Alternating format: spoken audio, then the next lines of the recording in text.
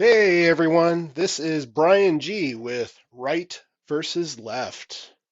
Today, I get to go on a rant.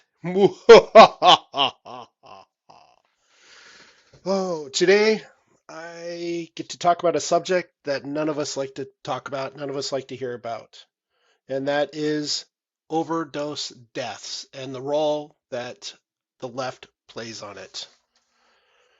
So back in, this goes back, way back, but in 1971, June 1971, Richard Nixon, the President of the United States, as we all know, declared drug abuse as public enemy number one, and then significantly increased the federal funding to drug control agencies and drug treatment efforts, which was the beginning of what the U.S. would come to know as the war on drugs.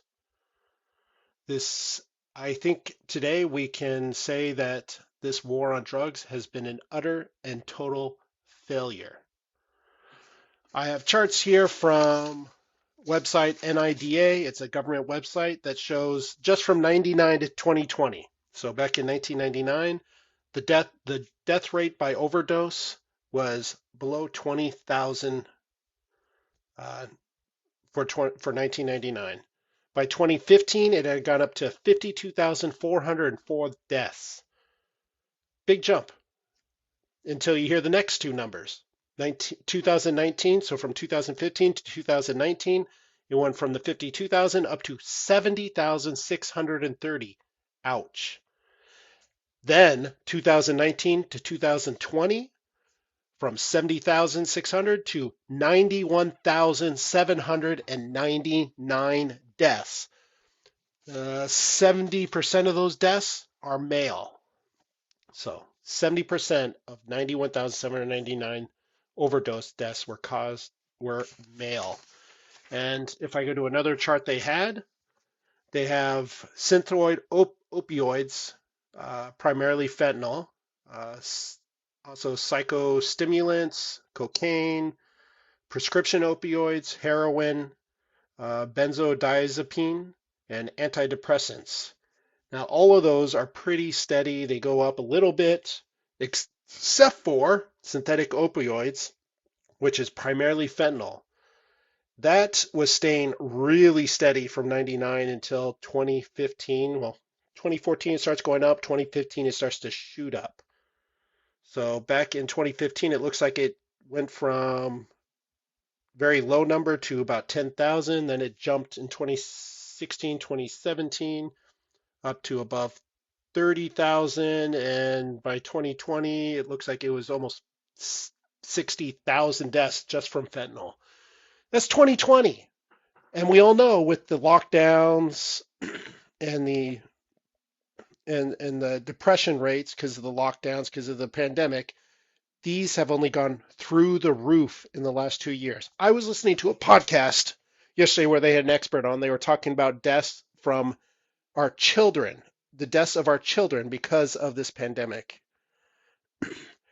Up to 125 to 150 kids, 150 kids, 150, just the kids, a day are dying because of drugs laced with fentanyl.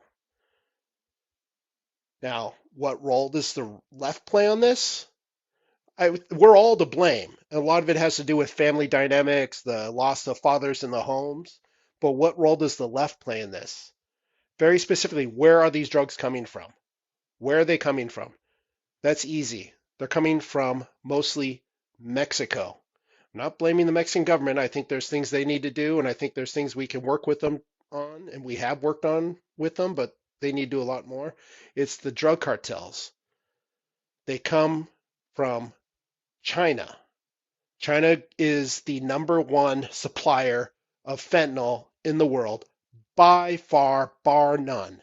They supply most fentanyl, most opioids come from China. Now you can trace that back to 1839 with the beginning of the opioid wars when Britain forced the Chinese to accept uh, opium from India into China, and we used that to sell to the Chinese people to get luxury goods. That was Britain, and then in 1850s with the British and French opioid war where they fought against China again to force Chinese to accept opium into their trade.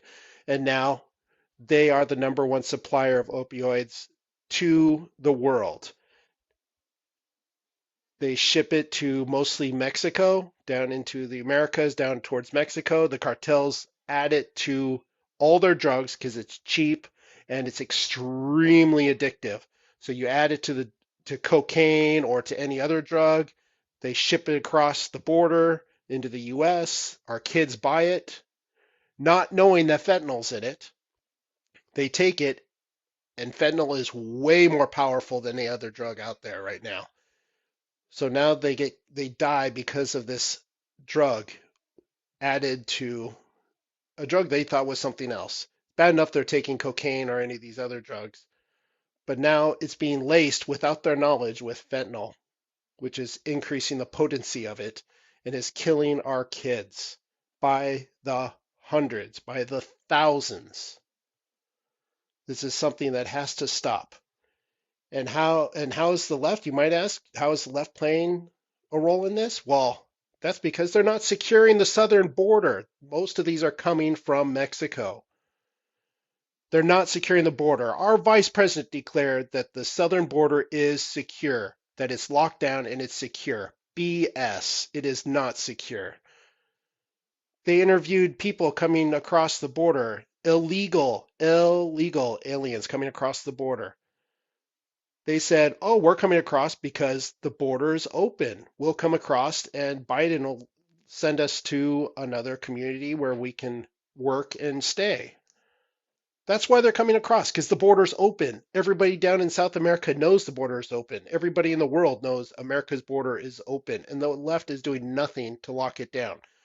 The left argues, oh, a wall won't do anything. It does not stop people from coming across the border. Well, that's not totally true. The wall will not stop all people from sneaking across. If somebody wants to come across the border, they will find a way. But it will slow it down. It will funnel it into areas where we will have more control over it. Yes, they'll dig a tunnel under it. Well, they got to dig a tunnel, and then we find that tunnel and we destroy it. They dig another one, but it slows it down. If the border is wide open and people can just flood across, then we get what we have right now, where millions of people are coming across the border and flooding our country. And what are the cartels doing? Oh, they're taking people and they're using them as mules.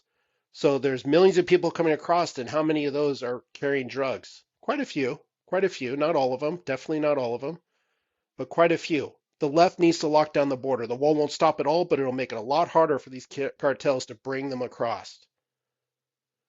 We need to lock down the borders. There are ADAs, district attorneys throughout several states in the US that are looking at declaring opioids as a weapon of mass destruction because it is killing so many of our people, especially our children.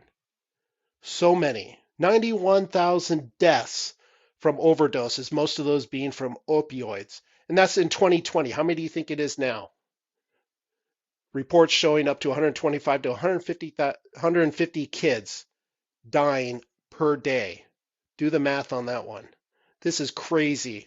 This is absolutely insane. Our most innocent citizens, the ones that we swear to protect more than anyone else, and they're being killed in the thousands. The drug cartels need to be dealt with. And we need to decide what we're going to do with the Chinese.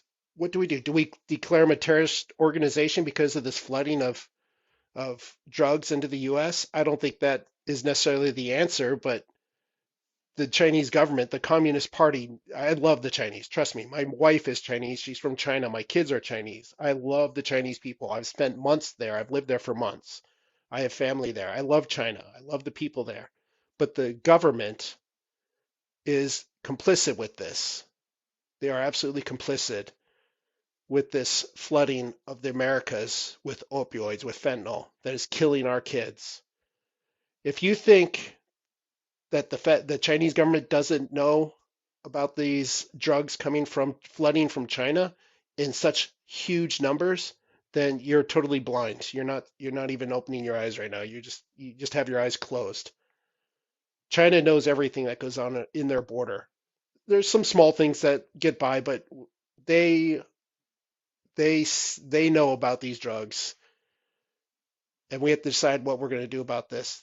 Now, this is a subject we'll be talking about coming Saturday. It's my subject turn to choose, and that's what I'm that we're going to talk about is uh, these issues with the border and what we should look at doing about it, and what the role that the left plays in it.